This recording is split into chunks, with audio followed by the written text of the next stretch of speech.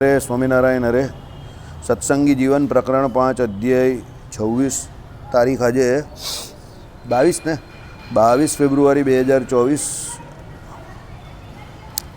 આપણે આ અધ્યાયને વિશે 18 પ્રકારના જે વ્યવહાર પદ એટલે સભાસદો એટલે જે કોઈ મંત્રીમંડળ એની નિમણૂક કેવી રીતે કરવાની એ જોઈ રહ્યા છે. રાજાની વાત છે, આપણે રાજાના મૂળ લક્ષણો જોઈ રહ્યા છે. એમાં રાજા જે 18 પ્રકારના મુખ્ય પદો જે ખરા એના રાજ્યને વિશે એની નિમણૂક કેવી રીતે કરે એ જોઈ રહ્યા છે. કાલે આપણે જોયું કે ભાઈ સંદેહ તેને હરણ કરે તે હાર કહેવાય, અર્થાત નાનાવિધ સંદેહોને હરનાર હોવાથી વ્યવહાર પદથી કહેલા અષ્ટાદશ દાવાઓ જાણવા, એટલે 18 પ્રકારના આ દાવાઓ છે બરાબર વ્યવહારમાં કહેલા.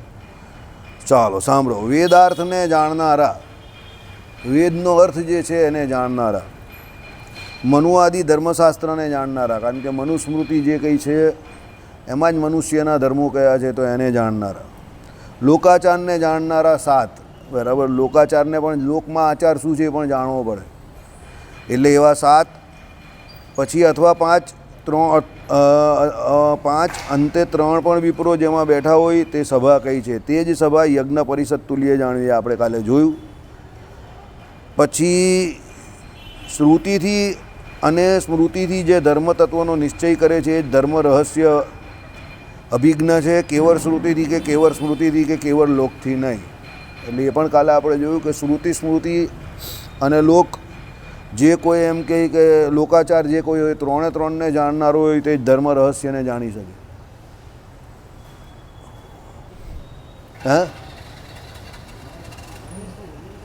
હા, વાયર બહુ હેરાન કરે, મને પણ હેરાન કરે, મને તો કરે જ છે કાયમ જ.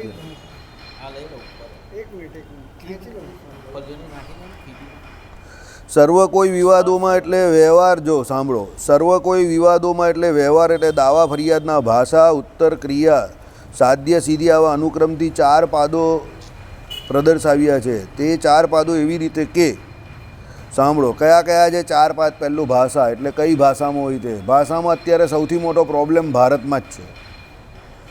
આપણી ભારતની રાષ્ટ્રીય ભાષા કઈ? ભારતની રાષ્ટ્રીય ભાષા કઈ? હિન્દી. ભારતની રાષ્ટ્રીય ભાષા હિન્દી. ગુજરાતની માતૃભાષા કઈ? આપણી ગુજરાતી. અને નેશનલ આપણી લેંગ્વેજ હિન્દી. આપણી સુપ્રીમ કોર્ટ બરાબર, ભારતની સુપ્રીમ કોર્ટ દિલ્હીમાં કેન્દ્રમાં બેઠેલી છે તે બરાબર. આપણી એમ કહેવાય કે ભાઈ હાઈએસ્ટ ઓથોરિટી કહેવાય કેના ન્યાયતંત્રની દૃષ્ટિએ. ભારતની મૂળભૂત રાષ્ટ્રીય ભાષા હિન્દી અને સુપ્રીમ કોર્ટમાં હિન્દી એલાઉડ નથી, તેમાં અંગ્રેજીમાં જ બોલે. સોલિસિટર હોય તે અંગ્રેજીમાં બોલે અને પેલો જજ હોય તે પણ અંગ્રેજીમાં એના જે કંઈ ડિસિઝન હોય તે સંભળાવે. હવે આમાં પ્રોબ્લેમ કાં થાય કે પેલો જે અસીલ છે એને એના કેસ વિશે કોઈ માહિતી જ નહીં રહી, એને પેલા વકીલ પર ભરોસો કરવાનો અને પછી જજ જે આવે તે સાંભળીને ચાલ્યા જવાનું. કારણ કે પ્રોબ્લેમ એવો છે કે એ અંગ્રેજી જાણતો ન હોય ને કાયદાની ભાષા તો 100% જાણતો ન હોય. કાયદાની ભાષા તો જે LLB LLM થયા હોય એ જ જાણે. તો પેલા લોકો બે શું વાત કરે છે એની એને કોઈ ખબર જ નહીં પડતી. કેસ એનો છે પણ એના કેસ વિશે એને જ ખબર નહીં પડતી બરાબર. તો લોકતંત્રની આ બંધારણની સૌથી મોટી ભૂલ છે બરાબર. અંગ્રેજી જે છે તે અંગ્રેજોના સમયમાં બરાબર હતી, કારણ કે અંગ્રેજો આપણી પર રાજ કરતા હતા અને આપણે ગુલામ હતા, તે એ લોકની ભાષા હતી. તો એ લોકો સુપ્રીમ કોર્ટ કહે કે જે કોઈ કહે ત્યારે તો આપણે પણ લંડન સુધી લડવા જવું પડતું હતું. એવી હાલત પણ હતી આપણા દેશમાં, સમજો. તો કહેવાનું તાત્પર્ય એ સમયે અંગ્રેજી ભાષા હોય તો માનવામાં આવે કારણ કે આપણે ગુલામ હતા, પણ આપણે આઝાદ થયા પછી આપણી જે સૌથી મોટી વડી અદાલત કહેવાય, કોર્ટ કહેવાય, એની અંદર જો અંગ્રેજીની વાત કરતા હોય આ લોકો તો એ આપણી સૌથી મોટી ગુલામીની માનસિકતા છે. સમજી ગયા? એટલે આમાં લખેલું છે પહેલું પાદ એમાં શું છે? ભાષા. કારણ કે કાયદો પોતે જ અતિશય ગૂંચવણભરો છે. કાયદામાં બહુ ગૂંચવણો છે. એમાં શું હોય? કલમ આવે, પેટા કલમ આવે પાછી, સમજો. દાખલા તરીકે લગ્ન, તો લગ્નની મુખ્ય કલમ આવે તો ભાઈ લગ્ન કરવાનું, તો લગ્ન કોના કોના થઈ શકે? તો લગ્ન કરવા માટે સૌથી પહેલાં એક છોકરો ને એક છોકરી જોઈએ. આ પહેલો કાયદો. એને રજિસ્ટ્રેશન કરાવવાનું હોય તો કાયદો એવું કહે કે ભાઈ કોર્ટમાં જઈને તમે રજિસ્ટર કરાવો તો કાયદાને તમારા લગ્નને કાનૂની કાયદાકીય માન્યતા મળી. પણ હવે યુસીસી આવવાનું છે. યુસીસી પહેલાં અત્યારે શું જોગવાઈ તો મુસ્લિમ 4 લગ્ન કરી શકે અને હિન્દુ 1 જ કરી શકે. હવે આમાં થાય શું કે જે હિન્દુઓને ના દેવાંશી જે હિન્દુઓ આવી રીતે પોતાની પત્ની સિવાય બીજે કંઈ ને કંઈ અફેર કે એવું રાખતા હોય તે શું કરે ઇસ્લામે અંગીકાર કરી નાખે ને પેલી બીજી જોડે પણ લગ્ન કરી નાખે. એટલે એની પત્નીના પહેલીના બધા અધિકાર હક બક હોય તે બધા ચાલ્યા જાય અને એ બીજી જોડે કહી રહ્યા એટલે એને બીજી પ્રિય છે તો જ એ બીજી જોડે કરવાનો ને. એટલે બીજી પહેલીની જગ્યા લઈ લે. એટલે પહેલીને રીતસરનો અન્યાય થઈ ગયો. ખાલી પેલા ઇસ્લામ ગ્રહણ કરી નાખ્યો આટલામાં. સમજ્યા તમે? આઈડિયા આવી ગયો તમને? એટલે આવી બધી બહુ મોટી ગૂંચ છે, બહુ મોટી ગરબડ છે. બરાબર? એટલે કહેવાનું તાત્પર્ય એવું છે. એટલા માટે આ લોકો યુનિવર્સલ દરેક જાતિ માટે એક સરખા કાયદા લાવવાની વાત કરે છે. એ યુસીસી લાવવાનું કહી જ ને યુનિવર્સલ કે ભાઈ બધા માટે એક સરખા કોડ એમ કે હિન્દુ હોય કે મુસ્લિમ હોય બધાએ એક જ કાયદાનું પાલન કરવાનું. પછી પેલો ટ્રિપલ તલાક તો ના પાડી દીધી, કાયદો ના પાડે જ હવે કે કોઈ ટ્રિપલ તલાક નહીં આપી શકે કે ફોન પર પેલો લખી દઈ તલાક એટલે તલાક મંજૂર નથી એમ. એ પ્રમાણે મુસ્લિમમાં પણ હવે આ 4 કે આ બધું જે છે એ લોકમાં મુસ્લિમ લો પ્રમાણે બધું ગેરબંધારણીય થઈ જશે. કેમ? એક દેશ હોય તો એમાં કાયદો એક જ હોવો જોઈએ. બધી પ્રજા માટે અલગ અલગ કાયદો રાખો તો એકને ગોળ ને એકને ખોળ જેવું થઈ ગયું. સમજો, એક 4 પત્ની રાખે તો 4 ને 1 ને 2 છોકરા આવે તો 8 છોકરા થઈ જાય. અને પેલો એક રાખી શકે ને એમાં કદાચ કંઈ ઉલટું સુલટું થયું તો બિચારો એમને એમ જ રહી જાય. આઈડિયા આવી ગયો તમને? એટલે જરૂરી છે આ બધું. એટલે પહેલાં આવે ભાષા, પછી આવે ઉત્તર ક્રિયા. બરાબર? ઉત્તર ક્રિયા એટલે એનો જે ઉત્તર આપવાનો છે એની ક્રિયા કે ભાઈ કઈ રીતે એનો ઉત્તર આપવો ને એની કઈ પ્રોસિજર છે, ક્રિયા કઈ છે. કોર્ટમાં દરેક જગ્યા પર ક્રિયાઓ આવે. તમે ડાયરેક્ટ કંઈ ન કરી શકો કે ભાઈ જે વાદી હોય પ્રતિવાદી હોય તો બંને પોતપોતાના કોર્ટની અંદર પહેલાં કેસ મૂકે પહેલાં બધા ફોર્મ કે જે કંઈ હોય કોર્ટના એ બધું રજૂ કરવું પડે, બધું ભરવું પડે. વકીલપત્ર હોય તો વકીલ હોય તો એનું વકીલપત્ર ભરે, એ અસીલ પાસે સહી કરાવે. અને પેલો અસીલ જે છે ખાલી એની રજૂઆત જ કરે કે એ જુબાની જ આપી શકે. એ પોતે પોતાનો કેસ જો વકીલની ગેરહાજરી હોય તો લડી શકે, પણ પછી એના કેસમાં કંઈ પણ ચુકાદો આવે તેમાં એ પોતે જવાબદાર હોય. એટલે આપણે ત્યાં શું પ્રણાલિકા છે કે વકીલ જે છે તે પેલા અસીલનો ભગવાન થઈ જાય. વકીલ જે પ્રમાણે જે દિશામાં કેસને લઈ જાય એ દિશામાં પેલો કેસ જાય. બરાબર? એટલે આ ઉત્તર ક્રિયા છે. પછી સાધ્ય સિદ્ધિ, સાધ્ય અને સિદ્ધિ. એટલે સાધ્ય એટલે આપણે આવતું નહીં હતું પક્ષ સાધ્ય, અને છેલ્લે સિદ્ધિ એટલે એમાંથી શું પ્રાપ્ત થયું, આઉટકમ. એટલે આવા 4 પાદો પ્રદર્શાવ્યા છે. તે 4 પાદો એવી રીતે કે અર્થ પ્રતિવાદીની સમક્ષ જ વાદીએ જે રીતે વર્ણવ્યું હોય તેમ જ લખી લેવું. તેમાં વર્ષ, માસ, પક્ષ, નામ, દિવસ, નામ, જાતિ ઇત્યાદિથી પણ લખી લેવું. આ પ્રકારે કરવું તે ભાષાપાદ એટલે પ્રથમનો જાણો. આ બધું લખે છે કે ભાઈ વાદી પ્રતિવાદી જોઈએ તો બધા પોતપોતાનું નામ લખે, પછી એ કઈ જાતનો જે લખે, કયા દિવસ પર એનો જન્મ થયો એ પણ કદાચ ઘણી જગ્યા પર લખે, કયા દિવસ પર એ કેસ કર્યો, એ પછી હિન્દુ મહિનો કયો, ઇંગ્લિશ મહિનો કયો, આ બધું લખે. તો એ ભાષાપાદ પ્રથમ જાણો. આપણા વચનામૃતમાં છે ને મહારાજે વચનામૃત એટલે જ બધા એવા લખેલા છે કે સંવત 1876 આ મહિનામાં આ. એટલે શું એનાથી ઓથેન્ટિસિટી મળે કે હકીકતમાં શ્રીજી મહારાજ આ દિવસે આ જગ્યા પર બેસીને આ વચનામૃત બોલેલા એમ. આઈડિયા આવ્યો? બાકી એકલા શ્રીજી મહારાજના વચન હોય તો કોઈ કહે કે ભાઈ એ તો બોલ્યા હશે કે ન બોલ્યા હશે, એની પર ડાઉટ જાય. એટલે પહેલો ફકરો એટલા માટે લખે જ વચનામૃતમાં પણ સમજ પડી કે કોઈ ડાઉટ ન કરી શકે કે આ જગ્યા પર આ સમય પર આ તિથિને દિવસે ભગવાન આ પ્રમાણે આ વચનામૃત બોલેલા. સમજી ગયા? ચાલો, એટલે એને ભાષાપાદ પહેલો પાદ એ સમજવાનો છે. એટલે માસ, જાતિ આદિકથી પ્રતિવાદીની સમક્ષ જ વાદીએ જે રીતે જણાવ્યું હોય તેમ જ લખી લેવું. એટલે વાદી જે હોય તો બધું વાદીનું જે હોય તો બધું લખી લે તે. હવે બીજો અર્થ, જેણે વાદીનો બધો ભાવાર્થ સાંભળ્યો છે એવા પ્રતિવાદીનો ઉત્તર વાદીની સમક્ષ જ લખી દેવો. હવે પેલો વાદીને લખ્યો, હવે પ્રતિવાદી પણ લખે એટલે પછી પ્રતિવાદીનો ઉત્તર હોય તે પણ વાદીની સામે જ લખવાનો. વાદીના બોલી રહ્યા પછી એ લખાય છે, માટે એને ઉત્તર શબ્દથી કહી છે. જો એટલે પહેલાંમાં શું આવ્યું? ભાષા આવ્યું, પછી ઉત્તર ક્રિયા આવી, ઉત્તર આવ્યું, બરાબર. હવે છેલ્લે ક્રિયા અને છેલ્લે સાધ્ય સિદ્ધિ એવું છે. અહીંયા અલ્પવિરામ ના લખે ને એટલે આ પ્રોબ્લેમ થાય. ચાલો, એટલે એને ઉત્તર શબ્દથી કહે છે. આ ઉત્તર પાદ બીજો જાણો. હવે ક્રિયા ત્રીજી આવશે. અર્થ: પ્રતિવાદીનો ઉત્તર થયા પછી વાદીએ પોતે પ્રતિજ્ઞા કરેલા અર્થ એટલે દાવા અરજીમાં લખેલી બાબતમાં જે સાધન પુરાવો હોય તે તત્કાલ લખાવી દેવો. તો પ્રતિવાદી એનો ઉત્તર લખાવે એટલે પેલો વાદી જે છે તે એને જે પુરાવો હોય તે બધા પુરાવા એના રજૂ કરે કે ભાઈ મેં. વાદી એટલે કેસ કરનાર અને પ્રતિવાદી એટલે એનો જવાબ આપનાર. એટલે વાદી એટલે ફરિયાદી, બરાબર. એટલે કમ્પ્લેનર એટલે વાદી, ફરિયાદી. અને પેલો એ સામા પક્ષવાળો એને શું કહેવાય? પ્લેન્ટિફ કે એવું કંઈક કહેવાય ને. હા, રિસ્પોન્ડન્ટ, બરાબર. એટલે એ રિસ્પોન્ડન્ટ એવું કંઈક કહે છે એને. એટલે કહેવાનો મતલબ શું છે? વાદી હોય તે પહેલાં એનો જવાબ પહેલાં લખાવે, કારણ કે કેસ કરવા એ આવ્યો એટલે ફરિયાદી છે, એટલે એની કંઈ ને કંઈ ફરિયાદ હોય.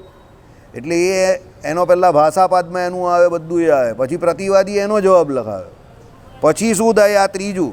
પ્રતિવાદીનો ઉત્તર થયા પછી વાદીએ પોતે પ્રતિજ્ઞા કરેલા અર્થ એટલે દાવા અરજીમાં લખેલી બાબતમાં જે સાધન પુરાવો હોય તે તત્કાલ લખાવી દેવો. આ ત્રીજો ક્રિયાપાદ જાણવો. એટલે આ ક્રિયા જે છે તે કે ભાઈ તે વાદીને પૂછે કે તે જે કયા ફરિયાદ કરી એ કયા આધાર પર કરી, તારી પાસે એનો આધાર શું છે. એટલે એ બધા પુરાવા રજૂ કરે કે ભાઈ આ મારી પાસે પુરાવા છે, બરાબર. આ પુરાવાના આધારે મેં ફરિયાદ કરી. આ ક્રિયાપાદ ત્રીજો અર્થ: જો લેખ, સાક્ષી વગેરે પુરાવાની સત્ય સાબિતી થાય તો જઈને પામે, અને જો ન થાય તો વિપરીત પરાજયને પામે. હવે એ જે એને પુરાવા આપ્યા એ બધા પુરાવા એને જે ફરિયાદ કરી એની ફેવરમાં હોય, પેલા જે બેઠેલા હોય એને એવું લાગે કે ના આના પુરાવા સાચા જ ને, એને જે ફરિયાદ કરી એ વાત સાચી છે, તો એ જીતી ગયો. પણ એ પુરાવામાં સાબિત ન કરી શક્યો, એવા પુરાવા ન આપી શક્યો કે જે એને ફરિયાદ કરી છે એના એ કોઈ ચોક્કસ નક્કર પુરાવા ન આપી શકે, તો એ હારી ગયો, ભલે એ વાદી છે. એટલે કાયદો એવું નહીં કહેતું કે જે ફરિયાદ કરે કે જે વાદી છે એ હંમેશા સાચો જ હોય. વાદીએ પોતાનું સત્ય સાબિત કરવાનું રહી છે. સમજ પડી? વાદીએ પોતે પોતાનું સત્ય પણ સાબિત કરવાનું રહી છે. એમને એમ નહીં થતું કંઈ, સમજી ગયા? એટલે એનું સત્ય સાબિત ન કરી શકે એ શું ફરિયાદ કર્યા પછી પણ, તો એ કંઈ કામનું નથી એમ. એટલે આ કોર્ટોમાં શું જોવાય છે? તમે સાચા છો એ નહીં જોવાતું, તમે સાચા છો એ સાબિત થવું જોઈએ તો તમે જીતેલા છો. કોર્ટ આવું કહે છે, સમજો. એટલે તકલીફ પડી રહેલી છે અત્યારે. આપણે પણ આઈડિયા આવી ગયો તમને? આપણે સાચા છે પણ એ સાબિત કરવું અઘરું છે કે આપણે સાચા છે. અત્યારે શું છે કે સત્યને સાબિત કરવા માટેના પુરાવાના નાશ કરી નાખે સામેવાળા. જે ખોટું કરવા બેઠા છે તો ખોટું જ કરવાના જ બધું. એટલે સત્યને સાબિત કરવા માટે જે સાચો માણસ છે એને બહુ જબ્બોજહેદ કરવી પડે છે, એને બહુ મહેનત કરવી પડે છે, એની બહુ કસોટી થાય છે, બરાબર. એટલે અહીંયા કહ્યું કે ભાઈ જો લેખ, સાક્ષી વગેરે પુરાવાની સત્ય સાબિતી થાય તો જઈને પામે, અને જો ન થાય તો વિપરીત પરાજયને પામે. આ સાધ્ય સિદ્ધિ પાદ ચોથો જાણો. સાધ્ય સિદ્ધિ એટલે શું? એણે જે કામ કરેલું એ એના માટે સાધ્ય હતું, એટલે આ ચોથો. જો સિદ્ધિ થઈ ગયો તો એ જીતી ગયો એમ, એટલે એ ચોથો પાદ એમ, બરાબર. એટલે એને સાધ્ય સિદ્ધિ કહ્યું. આઈડિયા આવી ગયો તમને? આ બધા બહુ તમારા વિષય નથી, પણ આ તો તમને જણાવી દઉં. જીવનમાં દરેક વસ્તુ જાણવી જરૂરી છે, સમજજો. હું તમને મારો અંગત અનુભવ અને અભિપ્રાય કહું. હું જે એમ વિચારું ને કે આ તો કદાચ આપણે કરવાનું ન આવશે એટલે આમાં ધ્યાન નહીં આપવાનું, એ મારે કરવાનું આવે જ, ગેરંટેડ આવે. મારું ભાગ્ય જ કુદરતી એવું છે. હું જેમાં ધ્યાન ના આપું ને એટલે મારે એ કરવાનું 100% આવે ને આવે જ. એટલે મારો કિસ્મત એવું છે કે જે કંઈ કહેવું તે મારાથી બંધ આંખે જીવાય જ નહીં. મારે મારી આંખ હંમેશા એલર્ટ જ રાખવી પડે. જ્યાં હું આમ તેમ થાઉં ને એટલે લાફા પડે ધડાધડ. એલર્ટ જ રહેવાનું હંમેશા, સાવધાન મોડમાં. લોકોની આખી જિંદગી ઊંઘમાં ને ઊંઘમાં નીકળી જાય, કંઈ નહીં થાય, સમજો. ખુલ્લાને ખુલ્લા 5,000 10,000 10,000 વારના પ્લોટ પડેલા હોય, એકરો જમીન પડેલી હોય તો પણ કંઈ ન થાય, સમજો, બરાબર. અને જેનું ન થયું બિચારાની આટલી નાની જગ્યા હોય એમાં પણ બાજુવાળો કબજો કરી નાખે. સમજ પડી તમને? એટલે કહેવાનું તાત્પર્ય એવું છે કે દુનિયામાં કોઈ દિવસ આપણા સારા દિવસ ચાલતા હોય તો એવું ન વિચારવું કે મને કોઈની જરૂર નથી, કે આ મારે શીખવાની જરૂર નથી, મને એનું કામ પડશે નહીં. જ્યારે જે સમયે જે કંઈ શીખવાનું મળે કાન બરાબર એલર્ટ કરીને શીખી જવાનું, નહીં તો બહુ તકલીફ પડે. આની ઉંમરમાં તો હું કોર્ટમાં દોડતો થઈ ગયેલો, આની ઉંમરમાં 1995-96, બસ તારી ઉંમરમાં 22 વર્ષનો તો હું વકીલ પાસે ને કોર્ટમાં ને પોલીસ સ્ટેશનમાં દોડતો થઈ ગયેલો આ જ ઉંમરમાં, એકલો હે પાછો. કારણ કે હું 22-23નો હતો, પેલો નિલેશ તો 20નો અને આ 17-18નો, સમજો. એટલે આ લોકો સપોર્ટ કરી શકે મને, પણ કેટલો કરી શકે? ને મારા બાપુજીને તો બધા ઓળખે જ છે કે એ કેવા છે. એટલે તારી ઉંમરમાં તો હું કોર્ટ કચેરીમાં દોડતો થઈ ગયેલો, સમજો. લોકો આપણે મૂર્ખ પણ બહુ બનાવે, લોકો આપણે નીચા પાડવાની પણ બહુ કોશિશ કરે, લોકો આપણે એવું પણ કહે કે ખોટું સમાધાન કરી નાખો, આ તે તોડવાની પણ બહુ કોશિશ કરે. કારણ કે આપણી ઉંમર નાની હોય, કાચી હોય, આપણે કેટલી બુદ્ધિ હોય નહીં, સમજો. બરાબર. પણ પછી પેલો એવો અભિગમ આવી ગયો દિવસે કે ના, આપણે જીવનમાં સંઘર્ષ કરવા માટે આવેલા, તો સંઘર્ષ કરવો પડશે, તો let it be a life, એમ તો સ્ટ્રગલ ઇઝ લાઈફ એમ કરીને એ પ્રમાણે જીવવા માંડ્યા. તો એ જીવતા એ અત્યાર સુધી કામમાં આવે છે. અત્યારે પણ આપણે એલર્ટ મોડમાં જ છે હંમેશા, સમજી ગયા. એટલે કહેવાનું તાત્પર્ય એવું છે કે જીવનમાં કોઈ પણ જગ્યા પર કંઈ પણ ચાલતું હોય તો એમાં આમ તમારે એમ નહીં સમજી લેવાનું કે મને આ કંઈ કામનું નથી, એમ મારે કાં કોઈની જોડે ઝઘડવું છે. પણ તમારે નહીં ઝઘડવું, પણ કદાચ સામેવાળો તમારી જોડે કંઈ ખોટું કરવા આવ્યો કે ઝઘડા આવ્યો તો તમે ત્યારે શું કરવાના, સમજ્યા? તો ત્યારે આ બધું જાણવું જરૂરી છે. એટલે હંમેશા જીવીએ ત્યાં સુધી, આ લોકમાં જીવીએ ત્યાં સુધી સાવધાન, એલર્ટ મોડમાં રહેવું. શરીર નથી તો પછી કોઈ તકલીફ જ નથી, પણ શરીર છે ત્યાં સુધી એલર્ટ મોડમાં રહેવું પડે. બાકી તમે ખોટું કરવા નહીં માંગતા, પણ તમારું ખોટું કરવા તો ઘણા બધા આવે, તો ત્યારે તમે પોતાની જાતને તો બચાવી શકો ને. એટલે આવું બધું જાણવું જરૂરી છે કે વાદી કોને કહેવાય, પ્રતિવાદી કોને કહેવાય, પુરાવા કેટલા કહેવાય, કોની પાસે જવાય. પછી બીજી વાત સૌથી મોટી કે ભાઈ પુસ્તકોમાં જે લખેલું છે તે એકચ્યુઅલી બહાર એમાં મળતું કેટલું આવે જ પાછું, બહાર પ્રેક્ટિકલી પાછું એમાં મળતું આવે એવું પણ બહુ ઓછું હોય ઘણી વખત. ઘણું પુસ્તકમાં હોય પણ બહાર પછી એવું રિયાલિટીમાં મળતું નહીં હોય. એટલે તમારે પછી એના માટે બહુ લડવું પડે, સંઘર્ષ કરવો પડે, બરાબર. એટલે મજબૂત થવું પડે થોડુંક. જીવન આખું તમારા બ્રેઇન ઉપર છે. બહુ સફળતા બહુ નિષ્ફળતાના ચક્કરમાં ન પડવું. કારણ કે ઘણી વખત એવું હોય કે ઘણાના બહુ વર્સ પોઝિશન હોય ને બહુ ખરાબ પોઝિશનમાંથી એ નોર્મલ પોઝિશનમાં આવેલો, એટલે તમને એવું લાગે કે આ હું એ તો 2 ટાઈમ ખાઈ છે ને પીએ છે ને લહેર કરે છે ને. અરે પણ એ 2 ટાઈમ જે ખાઈ પીએ છે ને લહેર કરે છે, ઊભો રહેલો છે, એની પાછળ એને ઘણો સંઘર્ષ કરેલો છે, એ તમને ના ખબર હોય. અને ઘણાને શું હોય કે બાપ દાદા જેવું છોડી ગયેલા હોય કે એને કંઈ ચિંતા જ નહીં હોય, મોસાળે જમણવાનને મા પીરસના, એટલે તમને એની સફળતા દેખાય કે મોટી મોટી ગાડીમાં ફરે છે. પણ ભાઈ એમાં એના પૂર્વના પ્રારબ્ધ જવાબદાર છે, સમજો, બરાબર. એટલે સંઘર્ષથી કોઈ દિવસ ડરવું નહીં, બરાબર. જ્યારે સામેવાળા મહાભારતનો મેઇન સિદ્ધાંત શું છે કે ભાઈ યુદ્ધ પાંડવો કરવા ન ઈચ્છતા હતા, પણ પછી કૌરવો એનું બધું જ પચાવવાની વાત કરે તો ક્ષત્રિય ધર્મ શું કહે છે કે હવે તો યુદ્ધ જ એક છેલ્લો ઉદ્ધાર છે. એટલે યુદ્ધ કરવું પડ્યું ને એ લોકોએ. ભલે એ લોકો સીધા માણસ હતા, યુધિષ્ઠિર ભલે હિંસા ન ચાહતા હતા, પણ એમણે યુદ્ધ તો કરવું જ પડ્યું ને. અને ભ્રાતૃ હત્યા જેવો બહુ મોટો એમને પણ દોષ તો લાગ્યો જ ને, સમજો, બરાબર. એટલે કહેવાનું તાત્પર્ય એવું છે કે ભાઈ મનુષ્ય જન્મમાં કર્મનો સિદ્ધાંત એવું કહે છે કે તમારે હંમેશને માટે સત્ય માટે લડવા તૈયાર રહેવું પડે. ઢીલા થઈને બેસી ન રહેવાય. લડવાની રીત બધે અલગ અલગ હોય. અમુક જગ્યા પર તમે સાયલન્ટલી લડવાનું હોય, અમુક જગ્યા પર થોડુંક બોલીને લડી શકો, અમુક જગ્યા પર તમે કલમો દ્વારા લડી શકો. પણ કલિયુગમાં તમે કોઈ પણ વ્યક્તિને હિંસાત્મક રીતે લડી ન શકો, કળિયુગ ના પાડે છે. આ યુગના ધર્મ એવા જ કે તમે કોઈને સજા મારીને કે એવી રીતે ન કરી શકો, બરાબર. એટલે એ તો કોઈ પણ યુગમાં હિંસાની તો ના જ પાડેલી જ આમ પણ કે ભાઈ મારા જે કહ્યું સ્ત્રી ધન અને રાજ્યની પ્રાપ્તિને અર્થે પણ કોઈ જીવની હિંસા ન કરવી. પણ તમારે પાછા આતતાઈના ધર્મ એ યુગમાં એવા કહેલા છે કે 8 હોય તેને મારી શકાય, પણ કળિયુગમાં એની ના પાડેલી જ પાછી, સમજો. વ્યાસજીના વચન છે, શ્રી કૃષ્ણ ભગવાનના વચન છે કે આતતાઈને મારી નખાય, એમાં પાપ નથી એવું કહ્યું છે, પણ શ્રીજી મહારાજે ના પાડી છે અત્યારે પાછી, બરાબર. એટલે એ બધી મોડિફાઈડ કલમો કહેવાય. તે સમયે સાચી હતી, આપણે કંઈ શ્રી કૃષ્ણ ભગવાનનો કે વ્યાસજીનો વિરોધ નથી, પણ અત્યારે એ કલમ કેટલી લાગે છે કે એ ઘસાઈને કેવી થઈ ગઈ છે કે અત્યારે મોડિફાઈડ રૂપમાં એનું શું માનવું એ સમજવું પડે ને. બરાબર, શ્રી કૃષ્ણ ભગવાન શું કહે કે ભાઈ તમારું કોઈ ધન હરી જતો હોય, તમારી કોઈ સ્ત્રી હરી જતો હોય, તમારી કોઈ જમીન હરી જતો હોય, તમારા ઘરમાં કોઈ આગ લગાવી દેતો હોય, આવા 8 આતતાઈ કયા છે, એને મારવામાં દોષ નથી એવું કહ્યું. પણ શ્રીજી મહારાજ ના પાડે, સ્ત્રી ધનને રાજ્યની પ્રાપ્તિને અર્થે પણ કોઈને ન મરાય. સમજો, એટલે હત્યા તો ન જ થાય. બરાબર, એટલે ધર્મની વ્યાખ્યા બહુ અઘરી છે, બહુ કપરી છે, યુગે યુગે એ ડેફિનેશન બદલાતી રહી છે. ચલો,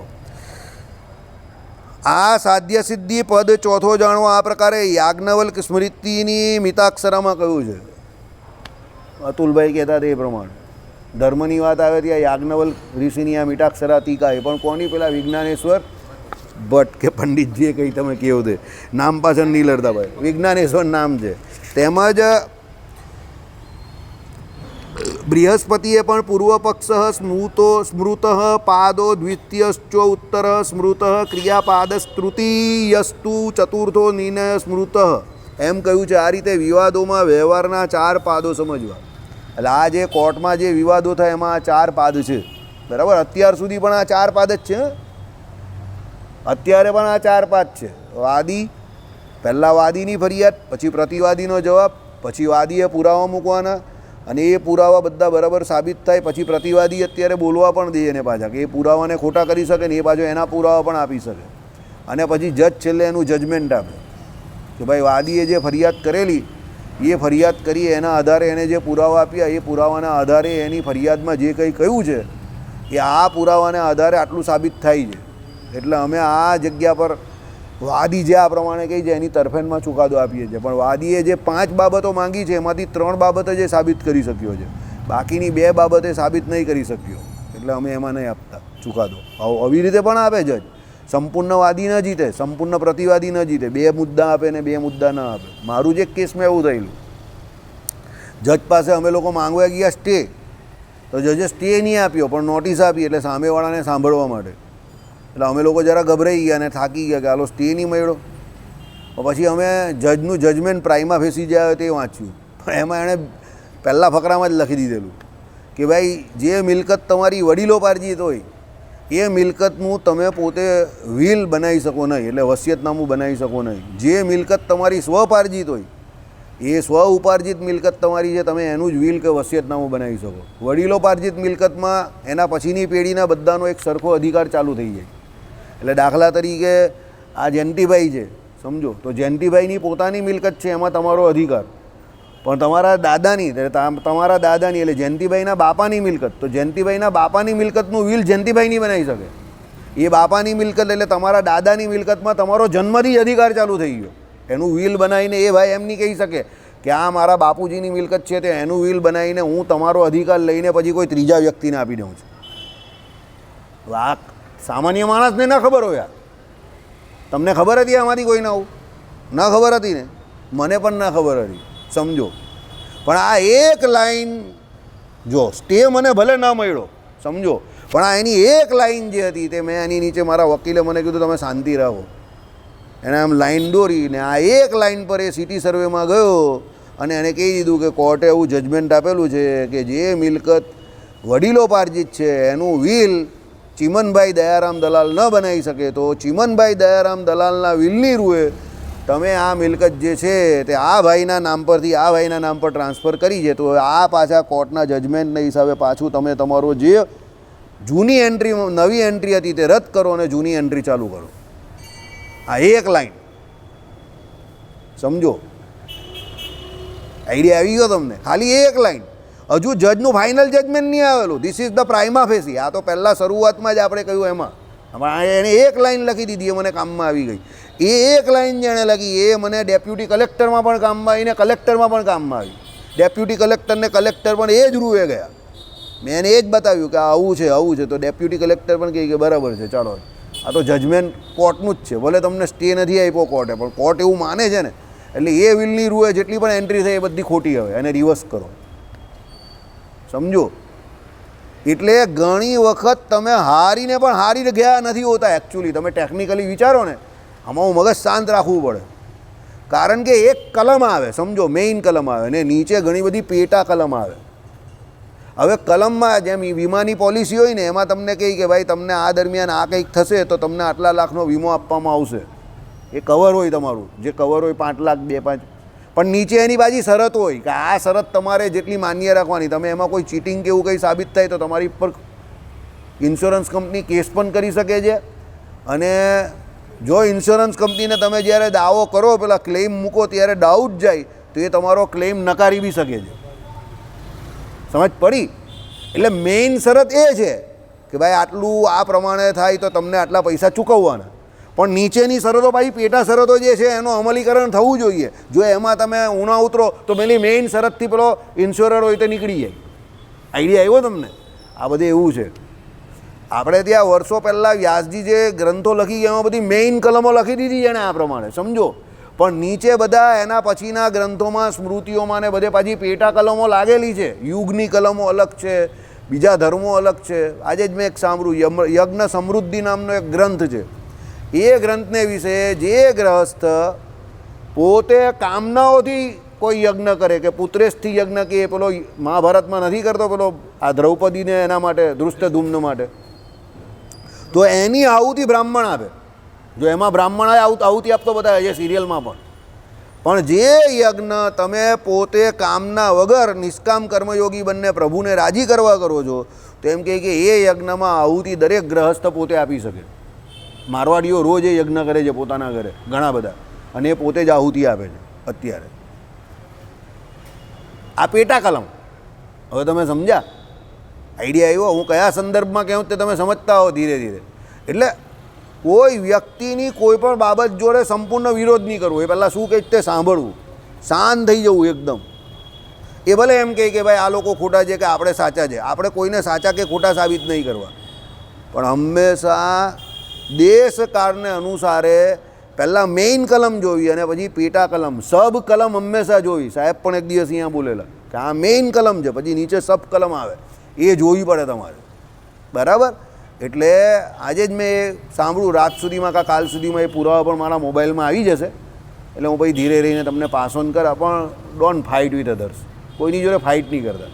આ તો મેં કહ્યું એટલે મને એ ભાઈએ કહ્યું કે હું તો એ પોતે જે કર્મકાંડી બ્રાહ્મણ છે એટલે એમણે મને કહ્યું કે હું મોકલી આપા. બરાબર? એ એમ કહે કે તે સમયે વ્યાસજીએ જે કહ્યું તે બરાબર હશે, પણ એમ કહે કે અમે વર્ષોથી એમ કે કર્મકાંડ કરાવ્યું તો અમને ખબર ને, કર્મકાંડ અમારો વિષય છે એમ કે. બરાબર? એટલે એમ કે તમે જોજો કે જૂના જમાનામાં કે જેમાં જે લોકો પોતે પોતાની કામના માટે યજ્ઞ કરાવતા હોય તો એમાં બ્રાહ્મણ આહુતિ આપે, પણ તમે તમારા ઘરે તો ગ્રહસ્થ, દરેક ગ્રહસ્થ એમ કે ત્રિવર્ણની એટલે દ્વિજ જે છે તે બધા યજ્ઞ કરી શકે ભગવાનને રાજી કરવા માટે. બરાબર? ચાલો આગળ જઈએ. ઓકે. ઋણ આદાન, કોઈને ઋણ આપ્યું હોય તે બરાબર, સૌથી અઘરામાં અઘરું કામ છે. સાલા લોકો પૈસા લઈ જાય ને પછી કોઈ આપતા જ નહીં, જે હરી ઈચ્છા હશે. પૈસામાં તો લોકોની એવી ખરાબ દાનત છે. ભાગવતજીમાં કલિયુગના લક્ષણમાં જ પહેલાં લખી દીધું છે કે લોકોના કુળના અને લોકોની હોશિયારીનો નિર્ણય એના પૈસાથી થશે, અર્થથી થશે. એટલે તમારું કુળ મોટું ક્યારે કહેવાય? જ્યારે તમારી પાસે પૈસા હોય. તમે જ્ઞાની છો એવું ક્યારે કહેવાય? જ્યારે તમારી પાસે પૈસા હોય. આપણે ત્યાં છે ને માર્કેટિંગવાળા અને માર્કેટિંગ વગરના સાધુ. જેનું માર્કેટિંગ છે મોટા સાધુ. ને કેશુ સ્વામી આટલા હારામાં હારા સંત હતા, બિચારાની નનામી ઉચકવામાં 15 માણસ પણ નહીં હતા. જ્ઞાની તો એ હતા હકીકતમાં. બરાબર? આખું વિશિષ્ટાદ્વૈત વેદાંત એમને મોડે હતું, સમજો. એટલા જ્ઞાની હતા કે એમના હાથ નીચે કેટલા લોકો પીએચડી થઈ જાય, એટલા જ્ઞાની એ પોતે હતા, સમજો. એ પોતે આખી ઇન્સ્ટિટ્યુશન જો ચલાવતા હતા અને એ પોતે આપણે કહીએ ને પ્રત્યક્ષ એક ઇન્સ્ટિટ્યુશન સમાન પોતે જ હતા. એ વ્યક્તિની કોઈ કદર કરી? આટલી સંપ્રદાય તો એટલી નહીં કરી જેટલી કરવી જોઈએ. બરાબર? એટલે એવું છે કે ભાઈ આજના જમાનામાં કળિયુગને વિશે જ્ઞાનની વેલ્યુ ક્યારે છે કે જ્યારે તમારી પાસે સત્તા હોય, પાવર હોય, પૈસા હોય. બાકી તમારા જ્ઞાનની વેલ્યુ સત્તા કે પાવર વગર બહુ ઓછા લોકોમાં ફરે અને પછી પૂરું થઈ જાય. બરાબર? ચાલો. નિક્ષેપ, અસ્વામી વિક્રય, સંભૂય સમુત્થાન,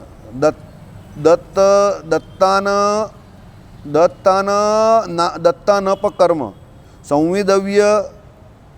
સંવિદવ્યતિ કર્મ સીમા વિવાદ સ્તેય સાહસ ક્રય વિક્રય અનુસય સ્વામી પાળ વિવાદ અભ્યુપેત્યા શુશ્રૂષા વાક પારુષ્ય દંડ પારુષ્ય.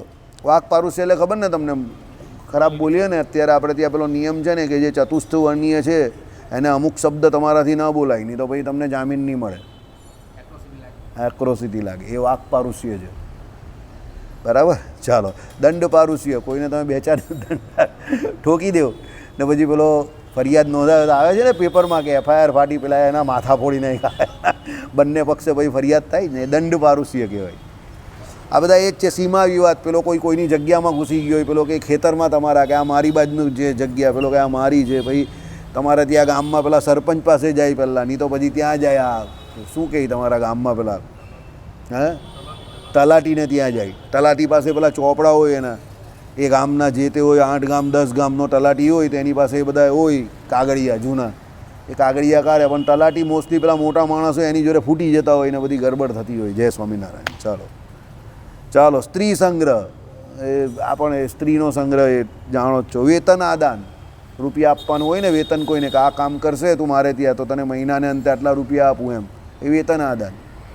પછી પેલો ફરી જાય કે મેં આવું ના કહેલું, મેં તો તને એમ કહેલું કે કામ પૂરું થાય તો આપીશ, એમ કરીને ફરી જાય.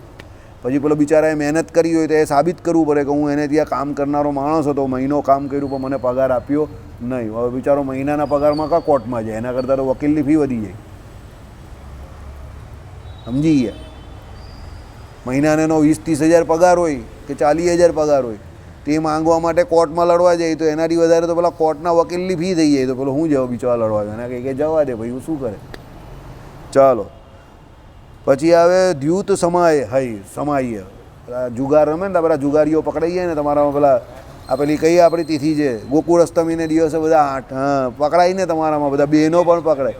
પછી પેપરમાં આવે ને પછી પેલી ભીમ એકાદશીમાં, એટલે ભાઈ પેપરમાં આવે ને કે જુગાર રમતા પકડાયા, સારાગઢના કુટુંબના નબીરાઓ પકડાયા, બહેનો પણ પકડાય તે. ચાલો, પછી આવે દાય ભાગ, સ્ત્રી પુન ધર્મ.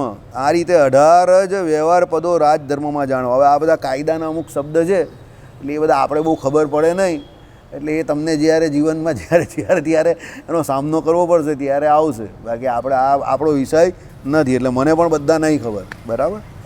ચાલો, વ્યવહારનું પદ જે વિષય તે વ્યવહાર પદ કહેવાય. એટલે વ્યવહારનું પદ જે વિષય, એટલે જે વિષય જે છે, જે વિષયનું એ કામ છે તે વ્યવહાર કહેવાય. એમ, બીજાના વિરોધથી પોતાના સ્વાર્થનું જે કહેવું તેને વ્યવહાર કહે છે. એટલે બીજાનો વિરોધ હોય, કોઈ તમે કંઈ કામ કરતા હો ને બીજો એનો વિરોધ કરતો હોય, પછી તમે તો પણ તમારો પોતાનો સ્વાર્થ કંઈ મૂકો વચ્ચે, એ વ્યવહાર છે. એટલે વિચારોની આપ લે, સમજ્યા?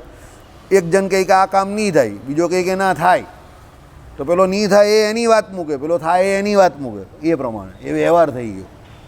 ચાલો, પછી જેમ કોઈ આ ક્ષેત્રાથી મારું છે એમ કહે તો બીજો પણ તેના વિરોધથી મારું છે એમ કહે. મેં તમને કહ્યું એ પ્રમાણે, એક કહે કે હું સાચો, બીજો કહે કે હું સાચો, એમ, એ પ્રમાણે એ વ્યવહાર. એમ, અર્થાત વાદી પ્રતિવાદીનો જે વિવાદ છે તે વ્યવહાર કયો. એટલે અહીંયા વિવાદને વ્યવહાર તરીકે કયો છે.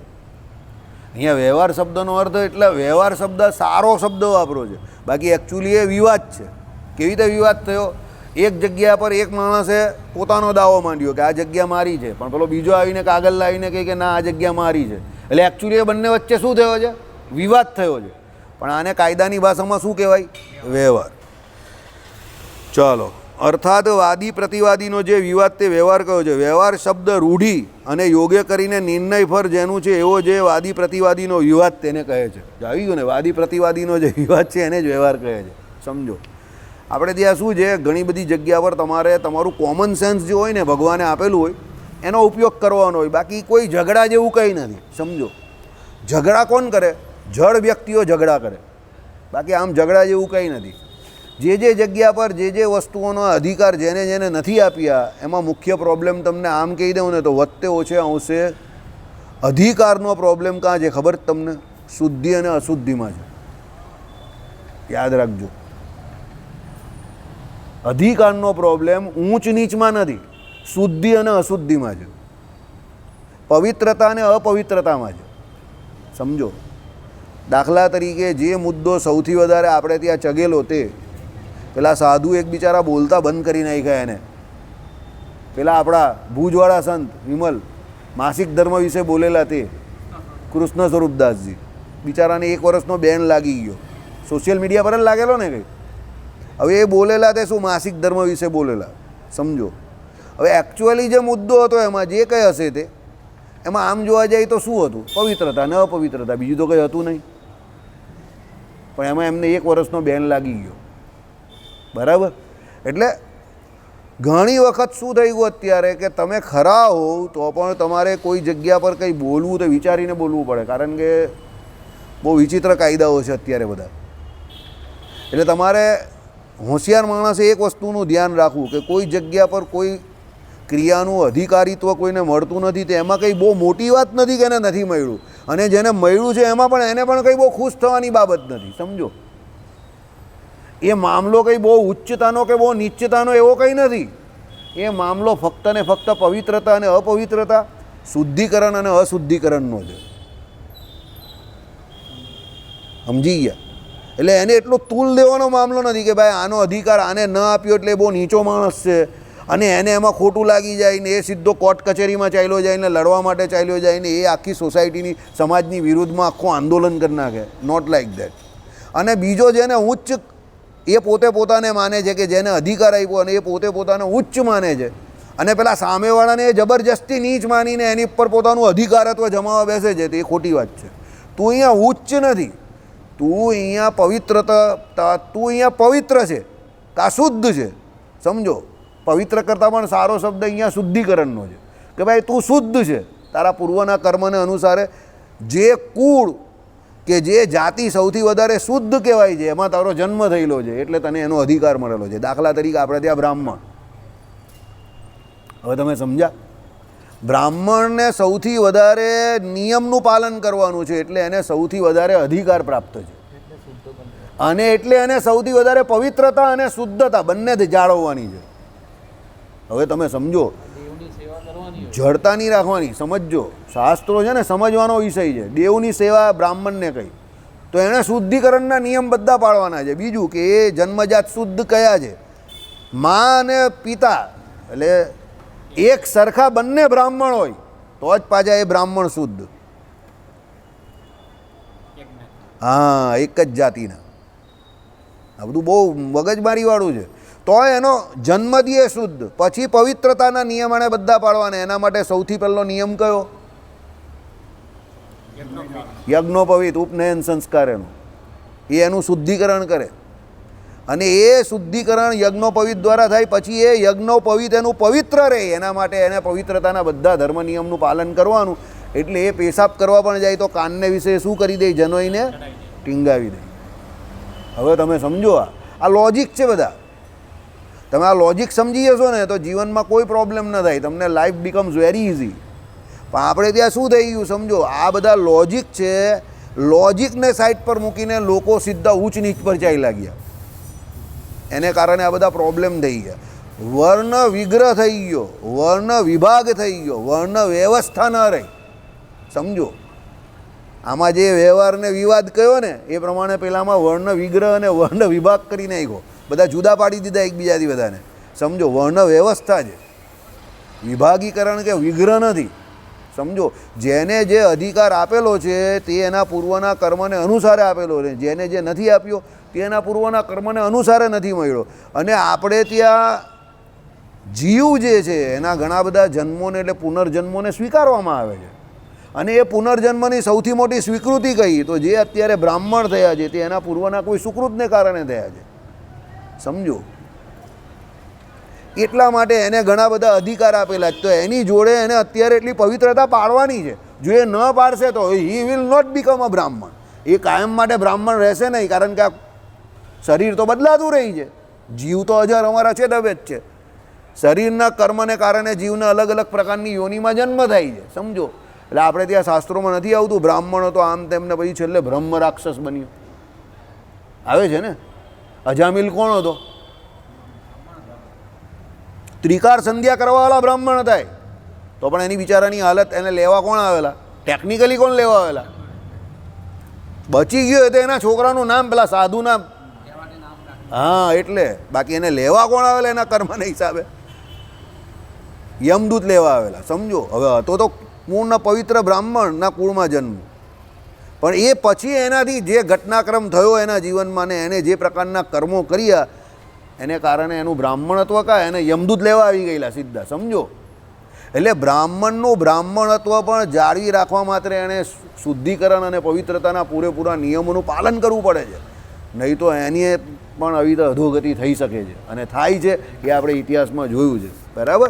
એટલે કોઈને કોઈ અધિકાર નહીં મળ્યો તો એમાં એને કંઈ દુઃખ રાખવાની કોઈ જરૂર નથી કે મને ન મળ્યું. ભાઈ તું સારા કર્મ કરતા ને મળી જશે પાછો, સમજો.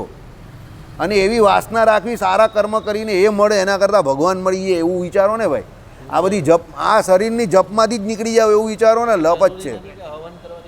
હા, એવું કંઈ જરૂરી નથી કે ભાઈ યજ્ઞ યાગાદિક કરો કે હવન કરો કે મહારાજે શું કહ્યું, જપ યજ્ઞ કરો, જ્ઞાન યજ્ઞ કરો. એક ભાઈ કરી જ રહેલા છે અમારા ઘરમાં, એના પહેલાં પણ એક કરી જ રહેલા હતા. અમારે ત્યાં તો બધા એ યજ્ઞ જ કરે છે પહેલેથી, જપ યજ્ઞ, ભગવાનનું નામ દયા કરવાનું શાંતિથી, બરાબર. જેને મહારાજે શું કહ્યું, ભગવાનની મૂર્તિ જે છે એ અંદર કે બહાર ધારવી અને ભગવાનનું ભજન સ્મરણ નામ સ્મરણ કરવું, એ જ્ઞાન યજ્ઞ છે મેઇન. એ જ્ઞાન યજ્ઞ એ જ તમારો જપ યજ્ઞ કહેવું કે ભગવાનની મૂર્તિનું સ્મરણ અંદર કે બહાર જે થાય તે કરવાનું છે. બાકીના બધા યજ્ઞ એની આગળ કંઈ આવતા નથી. એટલે મેઇન તો એ યજ્ઞ છે એ કરવાનો છે. અને શરીરની સદગતિ થાય કે શરીર ઉપર જાય કે નીચે જાય કે સારું શરીર પ્રાપ્ત થાય એના માટે કંઈ કરવાની જરૂર નથી. ખોટી ખોટી મહેનત, એ બેવકૂફ માણસ છે, સમજો, કે એના માટે મહેનત કરે. આત્મા જે છે એ જીવાત્મા પરમાત્માની સેવામાં જાય એના માટે આ શરીરને આપણે પ્રેરવાનું છે અને એની પાસે એવા કર્મ કરાવવાના છે કે આપણે આ શરીર, માયિક એવા શરીરથી કર્મ કરીને આપણો જીવ જે છે તે પરમાત્માને પામી જાય. બાકી આ તો બધું ઠીક છે, આ કર્યું ને ન કર્યું. જય સ્વામિનારાયણ. શ્રીપતિમ શ્રી ધરમ સર્વદેવી.